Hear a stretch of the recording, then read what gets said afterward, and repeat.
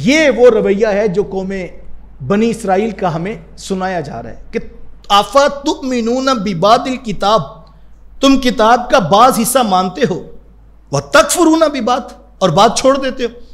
جو تمہیں سمجھ آیا تمہیں مان لیا، جو تمہیں سمجھ نہیں آتا، تمہاری عزت نفس پہ حرف ہوتا ہے، تمہارا مزاج جو ہے اس کے مطابقت میں نہیں ہے تو تم اس کو قبول ہی نہیں کرتے۔ یہ رویہ تمہارا، جس کی وجہ سے اللہ کا عذاب تمہارے اوپر نازل ہوگا۔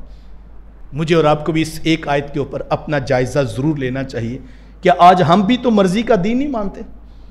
ہم سکرولنگ کر رہے ہیں فیس بک کے اوپر، یہ کلپس ہماری سمجھ میں نہیں آ رہے، ہم چھوڑتے جا رہے ہیں، اور جو اندر خواہش نفس ہے جو پہلے سے ہم قبول کر چکے، ہمیں اچھا لگتا ہے، تو وہ جہاں وہ بات آئی ہم وہاں رک گئے اور ہم نے کہا ہاں یہ دیکھیں نا، میں بھی تو یہی کہتا ہوں جو یہ علامہ صاحب کہتے ہیں۔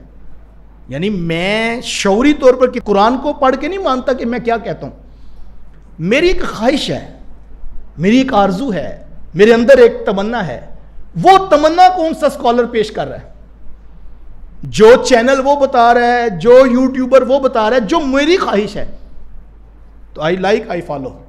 اور پھر میں کہتا ہوں میں بھی تو یہی کہہ رہا تھا حضور والے، یہ تو خواہش ہے جس کی آپ پیروی کر رہے ہیں۔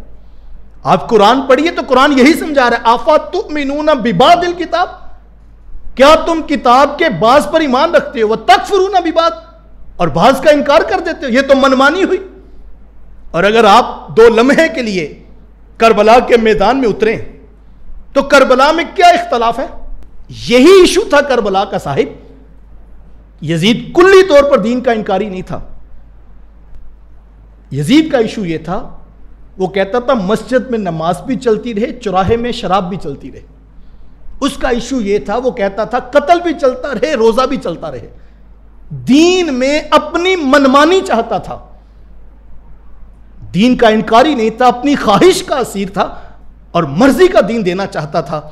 اور حسین ابن علی رضی اللہ تعالیٰ عنہ یہی بتانے کے لیے کربلا میں کھڑے ہوئے تھے کہ ایسے نہیں ہو سکتا کہ آل رسول موجود ہوں، اہل بیت نبوت کا گھرانہ موجود ہو اور نانا کے دین کا چہرہ کوئی بگاڑ دے۔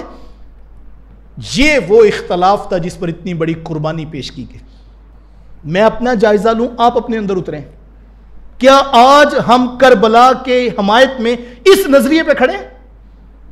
انہوں نے تو اعلانیہ گناہ کرنے والے کے ہاتھ میں ہاتھ نہیں پکڑایا، اور ہم سوشل میڈیا پہ اعلانیہ گناہ کرنے والے خود بن چکے ہوں، اور چند ٹگوں کی خاطر کچھ ویوز حاصل کرنے کے لیے ہم بہنوں اور بیٹیوں کی ویڈیوز بھی اپلوڈ کر دیں، یا ہم ان کو شیئر کرنے والوں کے ساتھ کھڑے ہو جائیں، تو پھر فرق نہیں پڑتا ہم نے محرم والے دن کون سے رنگ کا کپڑا پہنا تھا، پھر فرق نہیں پڑتا کہ ہم نے لنگر بانٹا کہ نہیں بانٹا، پھر فرق نہیں پڑتا ہم سبیل کی لائن میں کھڑے ہوئے تھے یا نہیں کھڑے ہوئے۔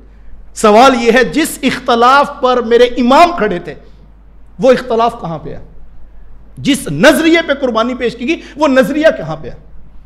تو ہمیں پورے دین پر عمل کرنا ہے، منمانی اور مرضی اور خواہش کا دین ہمارے لیے نہیں ہے۔ ہمیں تو واضح کہا گیا آمنوا ادخلوا فی السلم کافہ، اے ایمان والو اسلام میں پورے داخل ہو جاؤ۔